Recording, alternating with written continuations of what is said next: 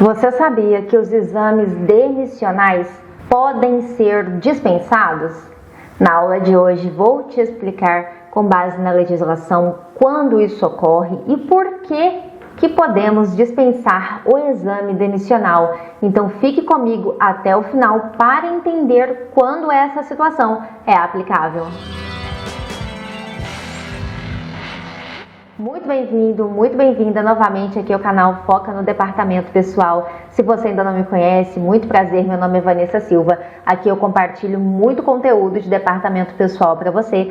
Eu trabalho há mais de 13 anos na área e sou especialista em departamento pessoal e também engenheira de saúde e segurança do trabalho. Se você ainda não é inscrito aqui no canal, vou te convidar para se inscrever porque temos conteúdos valiosos para o seu dia a dia, se você já está trabalhando ou se você pretende trabalhar. Todas as terças às 19 horas temos aulas novas aqui no canal com conteúdos como o da aula de hoje, que são extremamente importantes que você conheça e aplique no dia a dia. Então se inscreve aí no canal, é só clicar aqui no se inscrever. E o objetivo da aula de hoje é conhecer as situações com base na legislação, porque sempre precisamos nos embasar na legislação para tomar nossas ações no departamento pessoal, em que o exame demissional poderá ser dispensado, ou seja, o empregado não precisa fazer o exame demissional no momento do desligamento. Então, se você trabalha ou se você pretende trabalhar no departamento pessoal,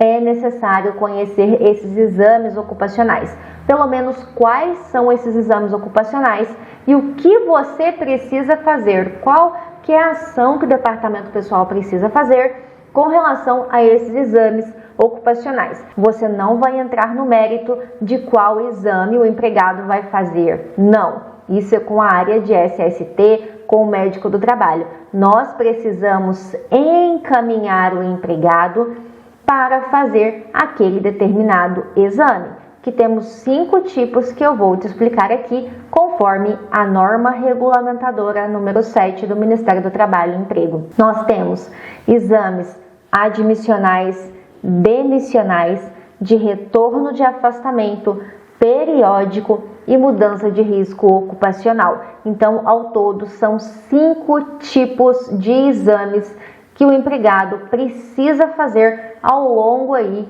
ou pode fazer, ao longo aí do seu contrato de trabalho. O admissional, obrigatório. Periódico, depende aí de quanto tempo o empregado está na empresa. Vai ter uma periodicidade que ele precisará repetir alguns exames para controle médico. A depender de cada situação aí, teremos um período que o empregado vai fazer esse exame, então verifique com a clínica de SST. Geralmente elas avisam, mas dá uma olhadinha com elas. Retorno de afastamento, quando o empregado fica mais de 30 dias afastado por motivo de doença ou acidente relacionados ou não ao trabalho. Mudança de risco ocupacional. Caso tenha mudança nesse risco, que o empregado, por exemplo, altera de função, mas a alteração de função implica também alteração de risco. Com isso, o empregado precisa ser submetido ao exame de mudança de risco ocupacional. O admissional, como eu falei antes da admissão, antes de formalizar a admissão, para saber se ele está apto ou não para aquela função que ele irá executar. E o demissional, que é o foco da aula de hoje. O exame demissional, ele precisa ser realizado em até 10 dias contados do término do contrato de trabalho. Qual que é o objetivo desse exame demissional? A avaliação médica irá identificar se aquele empregado pode ou não ser desligado, ou seja, no ASO, que é o atestado de saúde ocupacional, nós teremos o apto ou o inapto. Se estiver com o apto, perfeito, podemos prosseguir com o desligamento normalmente, ok?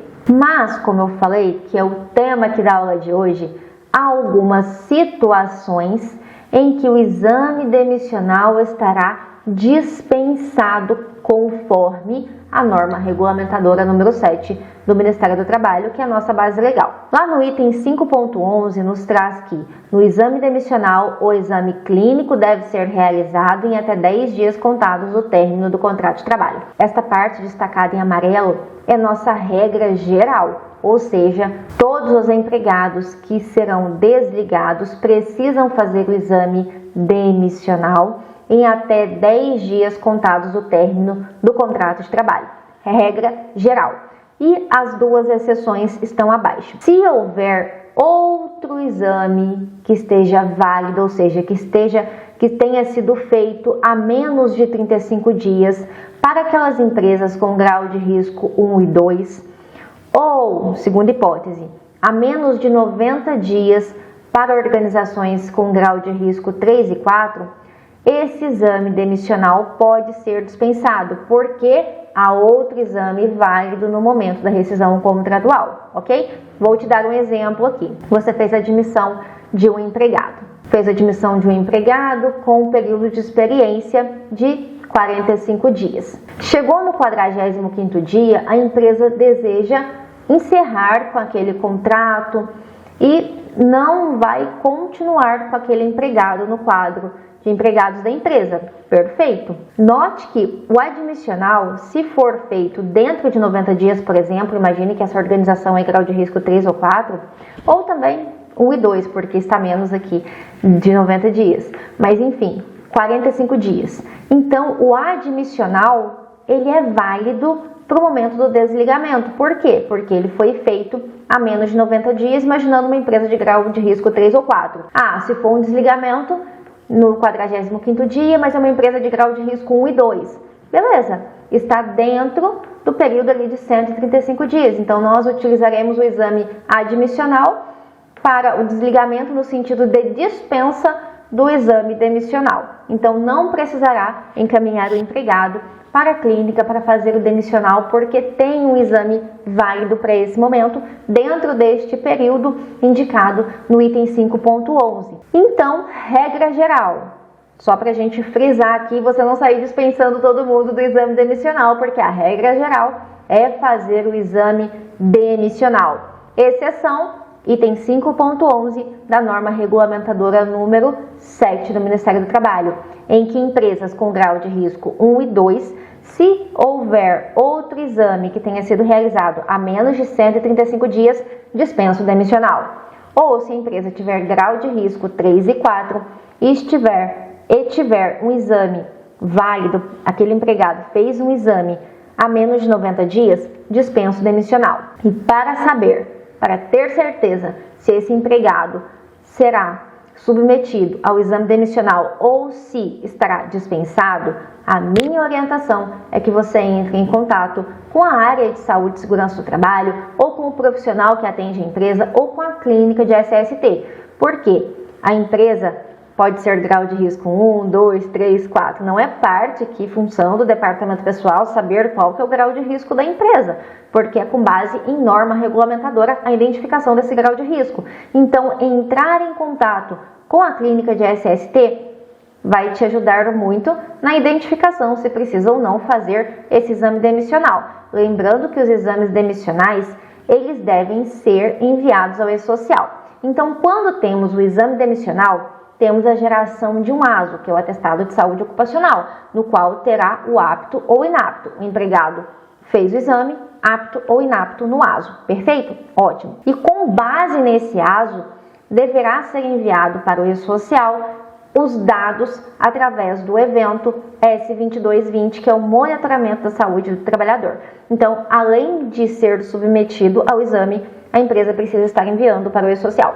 E quando o exame for dispensado, o que nós enviaremos para o E-Social? Nada, porque não houve um ASO gerado. Mas, se teve um ASO anterior dentro desse período, você já enviou para o E-Social. Então, se tiver uma fiscalização, fique tranquilo que o fiscal do trabalho vai identificar que teve ali um outro exame dentro daquele período para o grau de risco da empresa que estava ali dispensando o exame demissional no momento da rescisão contratual. E eu tenho no meu treinamento completo muitas aulas que irão te explicar profundamente essa relação dos eventos de SST com os do departamento pessoal. É um módulo completo de E-Social, além de outros 30 módulos, porque são mais de 280 aulas, ensino do básico ao avançado dentro do departamento pessoal. Então você aprende folha de pagamento, férias, rescisões, 13º, afastamentos do trabalho, E-Social, FGTS digital e muito, muito mais,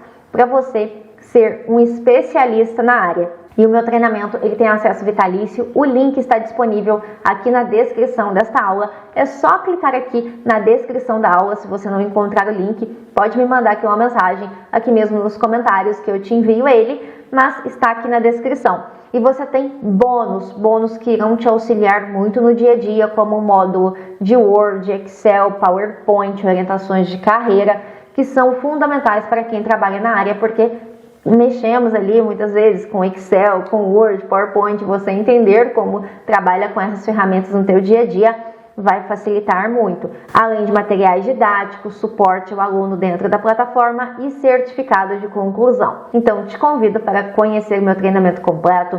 Todas as aulas são bem dinâmicas, baseadas na legislação, que eu busquei em todas as aulas trazer minuciosamente os detalhes, as situações em que são aplicadas, porque muitas vezes eu recebo perguntas assim: como que eu vou decorar o tanto de artigo que existe, as leis? Resposta: a gente não consegue decorar tudo, a gente precisa entender em quais situações são aplicáveis. Por exemplo, que eu te expliquei aqui na aula de hoje, quando a dispensa ocorre?